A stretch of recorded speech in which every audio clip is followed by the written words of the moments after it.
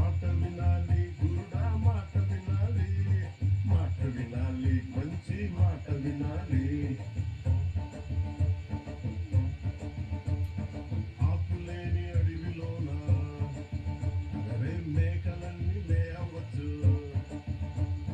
సద్దులేని కోడలోన కొండ చర్య పులావచ్చు. మాట దాటిపోతే మర్మము తెలియకపోతే, మాట దాటిపోతే మర్మము